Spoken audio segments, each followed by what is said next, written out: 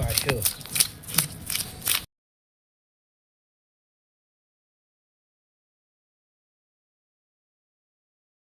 ও মা শোনো, কি হয়েছে?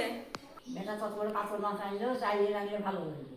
অত বড় পাথর মাছ আনলে আমার মায়েরা চাল দিয়ে আনতো। চাল দিয়ে রান্নলে ভালো লাগবে? খায় দেখো মানুষ। তাহলে তাই করি, আপনি বলে দিয়েন। তাও আমি দিয়ে দেবো। গোবিন্দভোগ চাই আগে একটু ভিজিয়ে দাও।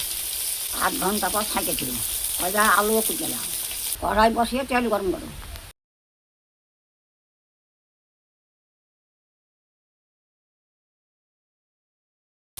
মাছ দিয়ে ভালো করে ভাজো আর শুকনো ঝাল দিয়ে আদা বাটো।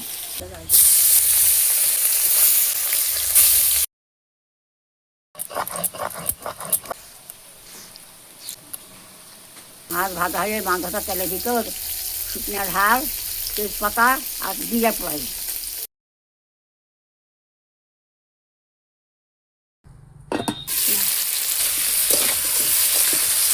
আলু দিয়ে ভালো করে ভাজা হলে চাল দিয়ে আর মশলা দিয়ে ভাজো।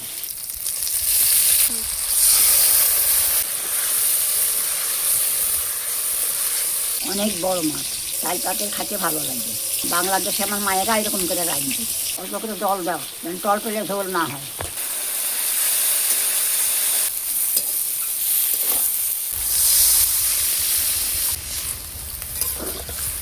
ঝোল ফুটলে মাছ দেবে, দিয়ে আটটু ফোটাই।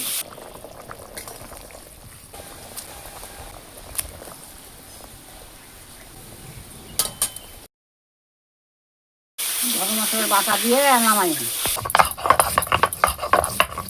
গরম গরম ভাত আর চাল তরকারি দিয়ে আমার ভাত দাও। এখন আমি খায়া কল কেমন স্বাদ হয়েছে।